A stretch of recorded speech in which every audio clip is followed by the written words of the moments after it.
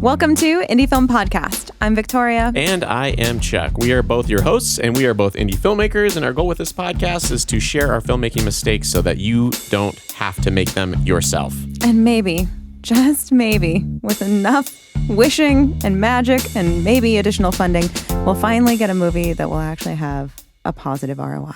Oh, that would be nice. That'd be fun. I think that'd be fun. I'm in it for the money. I quit a career in banking to make films because I heard it was so lucrative. You know, with the headphones, the collared shirt, the microphone, you do look a little bit like you could be a finance bro podcaster. Oh, well, hey, maybe we're going to change it up on this episode. Wait for the Indie Financing Podcast coming soon, starring just Chuck. No, I would give horrible financial advice. Let's talk about fixing it in post. That's the theme for this month. It is. And this week specifically, we're talking about coloring crises. Coloring crises. Which, for those of you who don't know, is not a typo. It's just the plural of crisis. Yes, it is. There's one crisis, but you can have many crises in one film, Yes. especially when it comes to color grading. That's the subject matter, color grading. What is a color grade? I think that as the more experienced individual with coloring, maybe you should define a color grade. Oh, you don't want to take it? I mean, I can tell you kind of what it is. It's you take your very gray-ish looking log footage and you make it look like real life, but not real life because you can manipulate what color it becomes. Yes, I love color grading. Color grading is one of my favorite things to do with footage. Yeah? I really, really dig it. I don't know what the definition of color grading actually is. I think it's just manipulating the colors of your footage to make it look the way you want it to look. And the steepest lesson I had to learn was trying to figure out what the hell to do with B-raw footage. Oh, yeah. That's a shift. If you're not used to shooting raw footage, then it's very different.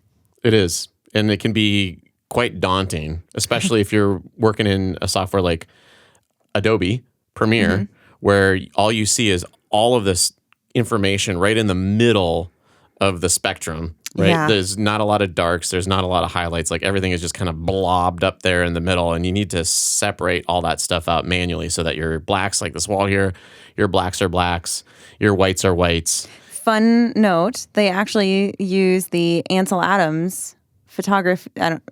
Ansel Adams is a very famous and popular black and white photographer. Okay. And they actually use his scale of black and white for that. Oh. Yeah. I did not know that. Yeah. That's the original Ansel Adams scale. You Which learn is something cool. new every day. That's what's considered true white and pure black or whatever. Yeah. Can you tell me some lessons that you've learned while you're trying to color grade things and things that you've screwed up massively? Actually, I had a really fun situation happen when I was doing a self-tape recently that did not occur to me as a problem because I've started using my iPhone to shoot stock footage. Again, you will not get rich off of doing that. No. You won't. You won't earn money. But you can make a few bucks. You can make a couple of bucks, and most importantly, you can practice your framing skills and have fun with your phone as a camera. Yeah. That's cool. You should do that. But I found out, I have an iPhone, and I found out that because I had switched my camera settings to recording in like higher, like the HDR, I think is what So I had set it up to record in the higher resolution. Okay. And it did not click that would change anything. So I recorded my self-tape like I usually do. Okay. And put it into Premiere, was cutting it up and picking what I wanted and which slate and what all that jazz. And went to export it. Whole thing was painful and blown out. Like, I get it. I'm shooting on a chroma key green wall anyway, but this is burning my retinas levels of bright. Okay. I had no idea what was going on, and it's because the color space of the footage was actually just recorded different. And so when it was going to export, like it didn't show it in the timeline. It didn't show it until I got to the export window. Even when I was trying to color it, nothing, just in the export window was completely blown out and weird. And so you have to go to, for any iPhone users who are wondering why their footage looks ridiculous, all you have to do is go into the actual footage settings in Premiere and adjust the color space there. Okay. So that you're not, it's not interpreting the footage as Rec 709 or whatever. Okay. So you have to change that. and then it will export and properly. That's in the project settings. That is in your, not just the project settings, the actual footage settings. Oh, yeah. Premiere is tricky when it comes to that. And iPhones just made that very exciting. Or go back and do your self-tape without it being an HDR. That works too. You gotta be careful. If you're gonna be recording something and turning it around quickly, I find it's best to not use log footage or B-raw footage. Yeah. Any type of raw footage. It just leads to all sorts of hassles. What you want to do is basically see what you have on your camera, record it, and have that be what you send off. Exactly. But you can do a lot of really cool things with color grading to make things look awesome. You really can. You definitely can. Can you share some examples of some fun color stuff you've done? Oh, well, I can share some examples of things that I've screwed up for sure. Let's start there. That's way more exciting. we famously at Lower Gentry Studios shot in black and white. Infamously, we're not famous, but both of your first features were in black and white. And that's because we didn't know anything about color grading. Okay.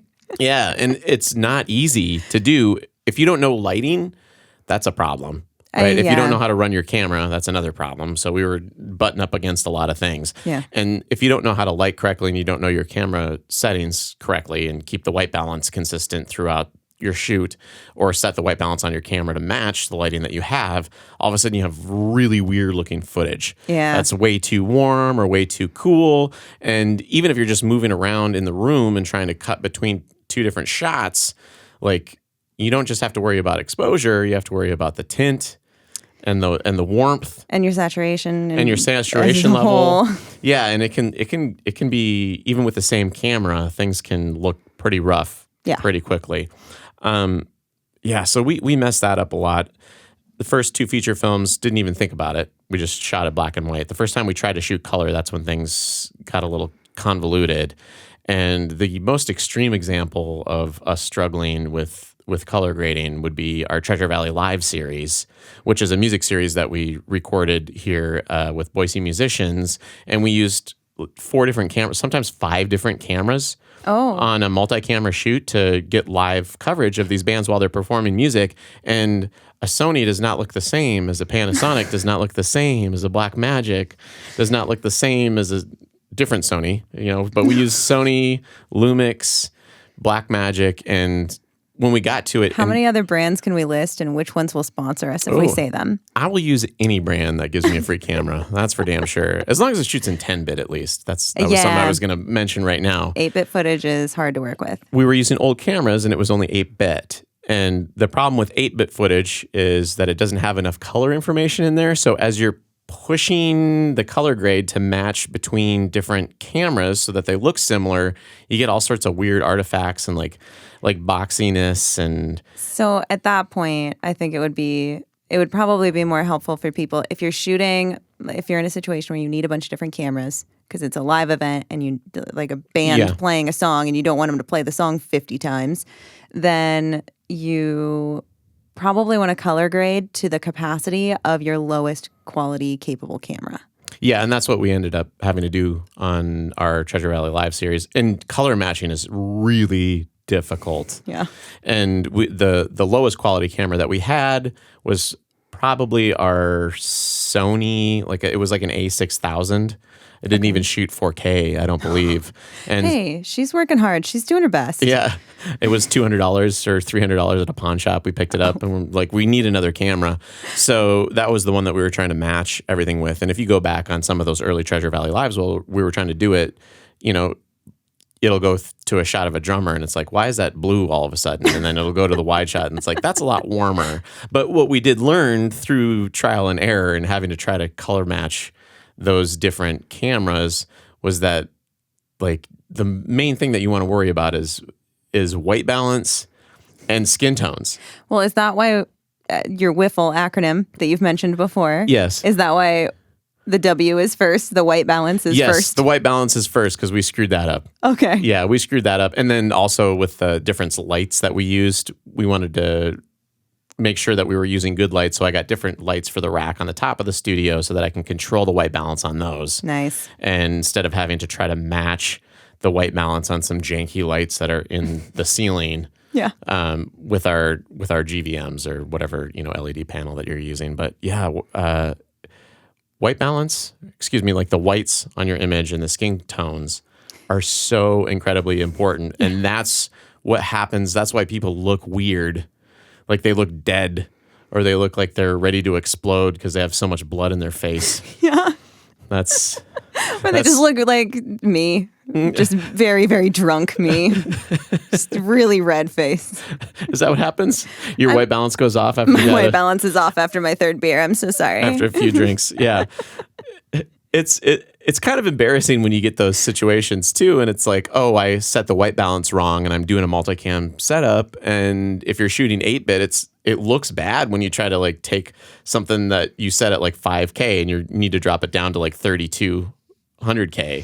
And it's like, it doesn't work. That's a pretty big difference. Yeah. But raw footage is super nice because you can fix a lot of that stuff in post. Yeah, it gives you a little bit more flexibility. And then depending on what your tool you're using, right? Because Adobe does have some color abilities. It's not necessarily great within Premiere, but they do actually have a color match tool now that is just within their color window, I think like the Lumetri, whatever color window. Okay. And it actually does work pretty well. Oh, right on. Yeah, which is nice. It at least gives you a really good starting point. Okay. But it's not 100%. You still want to go in and do some final tweaks and adjustments. Don't just believe that it's 100% accurate because it won't be. But it is kind of nice to have that available.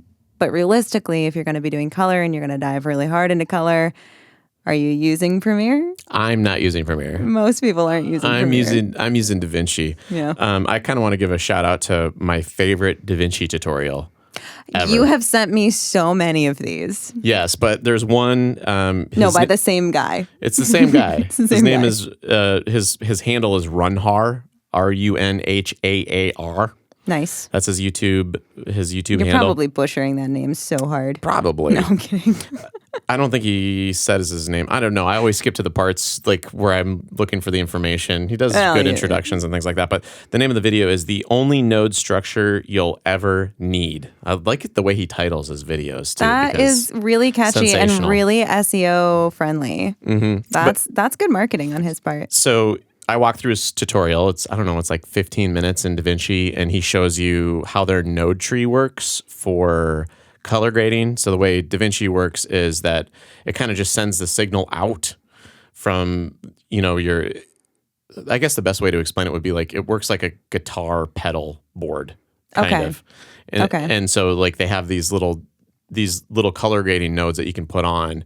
It sends the video signal through that and then like all the way out to, the Rec 709 or whatever your final product is going to look like, or however you want your final video to export, like whatever color science you want to have on that. Yeah. Okay. And it's nice to organize because you can have, one node, for example, that's just white balance, and another node that's just saturation, and another node that is just contrast, and another node that is, I want to have this special look on it.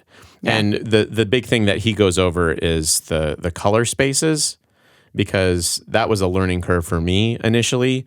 When you're dealing with Blackmagic RAW, for example, or we shoot this one on a Panasonic, it has they have like a V-Log thing. Kind of like Canon has the C-Log. Mm-hmm. Yeah, each camera company has their own log profile, and then they have their own color science behind it. And usually what you can do is download off their website what's called like a LUT, lookup table, and it takes that information and converts it to Rec 709. And there are also plenty of LUTs available that you can just get online too, where once you kind of get your basic grade down, you can just go find LUTs that you like. Yeah, and it'll give you like, for example, we're going to talk about movies that we like and color grading that we like, but for example, like The Matrix, you can go online and find a LUT, and it's like, I'm going to put this on my footage and it's going to look like The Matrix, or it's going to look like the movie Dunkirk or whatever. Well, it'll give the same color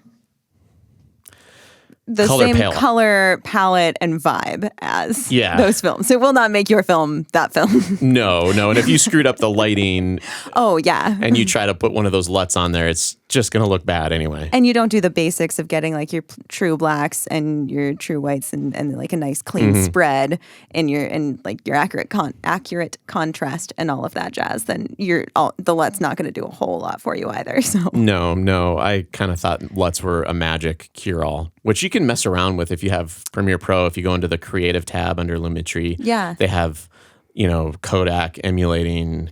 They have some fun LUTs. ones. They have fun ones. And you can pop that on there and be like, oh, this doesn't look good at all. And it's most likely because of the footage. Like in my example, the footage that I shot from the get-go wasn't right. It's like, this does not look like Dunkirk. This looks like a shitty video on my phone that I shot that is trying to look like Dunkirk. No. I think my favorite is when I try to find ones that just look a little warmer. I want it to feel a little warmer, and I end up with like, oh, hey, I made Willy Wonka. Look at all these Oompa Loompas. This is fantastic. Yes. The skin tones. What are your strategies for color grading when you go to color grade? What do you do? I hire a colorist. Oh, nice. No, I'm kidding. Well, I do, to be fair. Right on. If there's any way, shape, or form for me to hire a colorist, I will do that. Okay. That is my preferred method, for sure. I think color is so interesting, and I love the science behind it. And I really do love color science as a whole. But, you got to know where your strengths and your weaknesses are. And as of today, I am not comfortable using DaVinci, which means my color is always going to be a little lackluster. And that's okay. But I do basically what I was just saying earlier. You take the raw footage. Yeah. You get that nice clean spectrum spread on there so you know that you've got, depending on your scene, obviously. If it's really, really dark, you're probably not going to have a pure white on there. But good point. So read the room or the scene or the shot or whatever. But try to get as nice of a clean spread as you I don't know why I keep doing this with my hands either. That's okay. If you're watching the video. Victoria's spreading nicely. I'm just spreading paint up a wall. I like having that set. I like bumping the contrast a little bit because that makes me happy. Usually, obviously, if it doesn't fit the project, it doesn't fit the project. And then I do have just a crap ton of LUTs. And I'll throw a bunch of different ones on there until I get something that looks good. Nice. That's my current cheat code because I'm going to do it in Premiere. And that means I'm going to be a little limited. Right on. Well, when I do stuff in Premiere, usually what I default to is whatever LUT the camera company made for their vlog. So that's where I start. That's fair. So I'll just take, instead of me manually trying to go in, because I did not do well with that, and drop the blacks and the shadows and then kick up the highlights and the whites so that it does make that spread. I'm like, I'm not going to manually do any of this stuff. I'm just going to trust that I shot the footage correctly. I'm going to put the Panasonic LUT or the Blackmagic LUT on there and then make some minor adjustments. And the one thing I always check is skin tones. And this was a crazy lesson that I learned. And editing softwares, on all the color panels on editing software, they have the color spectrum on there, and then they have a line, and that line is skin tones. There's a skin tone line, and I didn't realize that until years after getting into filming. And I found a tutorial, and they're like, well, this line is when you put a box on somebody's skin, like you're only looking at the color of the skin, it needs to fall on this line. It should be in here somewhere. Yeah, it needs to be right on there. And if it's too red or too blue or too teal, or excuse me, too pink or too green, then it's gonna be off of that line. Like if you just put a mask on a chunk of their skin, you need to make sure that it's right on that line. Oh, that's nice. And if it's not on there, then you want to adjust your midtones. Yeah. To make sure that that's falling there. Then it does move it over there. And that was such a huge lesson for me because that's valuable. All of a sudden, our music shoots, especially, we had a baseline that we could use between all the different cameras. It's like at least their skin is going to look like human skin. Yeah. On every single camera, and the whites are going to be white. Which honestly, I feel like people undervalue how important that is. Yes. They're like, well, of course it looks like skin. It's a human skin. I shot a human. I filmed a human. Of course it looks like human skin. Actually, it's really easy for it to look really uncomfortable. It is. Which can be great for really esoteric art house stuff or for certain horror films or something, but yes. Usually. Do you want to talk about some bad color grading in film? And some good color grading in film? I do. I do have one other question I'm going to force in here first, though, if that's sure. okay. Absolutely. Let's do it. Okay, so this was a question that I found as I was doing some research for this episode. Okay. And I thought it was such an interesting concept, so I wanted to bring it up. Let's do it. Okay, so how do you feel about this particular sentence? Is this a Rorschach? Yes, let's do a Rorschach test on a podcast. A verbal Rorschach. Okay. In your opinion, are colorists too scared or accustomed to raw footage to risk oversaturating their images, and that's why we see so many movies shy away from oversaturation? Oh, that's a good point. There are a lot of flat movies out there now. Yeah. If you don't know what we're talking about, it's like they don't have the blackest blacks and the whitest whites. They don't. They keep everything just a little bit sort of compressed. Yeah. Into that more mid-range stuff. I like a highly saturated movie. I do, and I really like a high contrast look too. I don't love the like kind of faded outs. And to be fair, that's one of my moments of things that I really hate for colors when people just throw that what is it, the Mexico filter. That's what they call it. Where if you're in a desert or you're in Mexico, you can tell because suddenly everything's kind of like orangey yellow. Yes. And it's like, why? That's so uncomfortable. Like, but yeah. So I like a natural saturation. yeah, I like natural. I don't want it to. I don't want to just crank everything warmer. No, not always. And no. Crank the saturation all the way up. But I thought that was a really interesting thought. Like, these are people who are sitting around raw footage so much. I wonder if they just get so accustomed to it, they kind of shy away from the idea of overexposing or risking over contrast, overexposure, oversaturation because they're so used to seeing it flattened. And maybe somebody out there can make a comment about this. If anyone is a colorist, yeah, please. Maybe I was just hypothesizing to myself in my brain, which I will say out loud because this is a podcast and we don't want to just sit here in silence. But maybe the lack of contrast and the lack of saturation has to do with a fear of people watching on screens that are unpredictable. But screen qualities are getting so much better. Like, look at your average tablet, your average phone even. True. They're so high. They can handle it. So why aren't we making the content that... But your example, when you were filming in HDR on your iPhone and then tried to kick it out, all of a sudden things were not lining out because there was too much color information on your recording and not enough in the Rec 709 box that it was trying to be shoved into, so everything looked wild. Yeah. Maybe that's because there's a lack of consistency between screens and because people can kick up saturation on their own, just like when when I'm watching my movies, I'm always kicking up that center channel audio wise to hear the dialogue.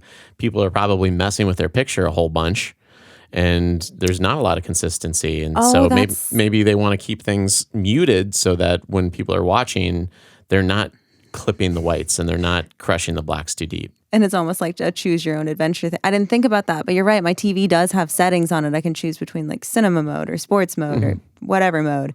Yeah. I didn't think about that. I get to, maybe they want you to choose what level of saturation you want at the end of the day. They're like, hey, if you like it spicy, throw some more salsa on that bad boy. You don't, walk away. Yeah. I mean, in audio, compression is kind of a good thing because it controls some of those variables. Yeah. You don't have to worry about somebody with crappy speakers. I mean, you do. You shouldn't have crappy speakers. We talked about that last week. We did talk about that. If you would like to hear Chuck's rant about that, I highly recommend going back to last week's episode. It's delightful. Yes, it was. It was great. Should we talk about good and bad color grades in films? Yes. And since I sort of derailed us with that other little extra question, why don't you start us out with some examples that you have of good and bad? I hate Twilight, the movie. Valid. Awful. If you look at their baseball scene. Oh yeah, you can YouTube, you can look that up on YouTube. YouTube. So just Twilight baseball scene. It is gross. There is nothing white in there. And they're playing baseball, which outside, unless baseball has changed a lot, I'm pretty sure the ball is typically not blue. No, it should be white. And I hadn't seen that movie in years and years and years. But I remember it being kind of weird. And then I went back and looked this last week, and I was like, this is disgusting. It's kind of embarrassing how bad the color grade is. Why? It's like they just were like, we need to make it moody and like people need to be bluer or something. I have no idea what that thought process was. We don't think people are actually going to be as sad and depressed as we want them to be during this movie. Turns out they were wrong. Everyone who watched that movie was sad and depressed, but that's not the point. Yeah. It was a really bad color grade. A movie that did a good job, that I think, is The Matrix. We kind of mentioned that before. And when I was doing a deep dive on The Matrix color grade, I found out that the DVD version of The Matrix was actually colored differently than the film version. So there was always a green hue to the Matrix films, but they miscolor graded it for the DVD release and made it even greener. Oh, so this isn't like a Mandela effect kind of thing. This is like the DVD was legitimately greener than the movie. It was. And so they re-released it on Blu-ray, I don't know how many years back, and they fixed it. Oh. And so if you watch the more recent version versus a Blu-ray that you might have bought in like 2001, the Blu-ray is more green. It still looks cool because when they're in the Matrix, it's slightly greener, but the skin tones on the updated version are actually on the skin tone line on the color spectrum, and there are whites. Oh, nice. There. But it was, I don't know exactly what they did to make it have that green hue, but it's just a slight green tint in there, and it's not quite as extreme as the DVD version, which I thought was kind of interesting. That is really cool. Mm-hmm. That is fun. Yeah. Oh, and that's kind of interesting to know that when they're going back and they're doing that remastering stuff, that actually does mean something. They are doing something to it. You're not just paying more for the same thing again. Yeah. So that's kind of nice to know. I learned a little bit about that too, because they have to color grade for the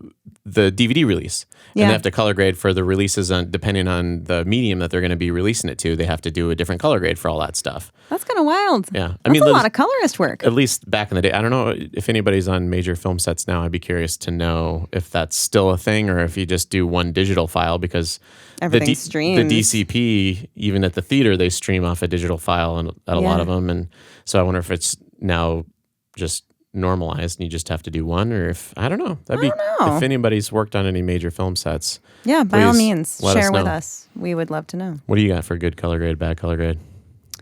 I feel like you have to say what I think of as like the original, right? The Wizard of Oz.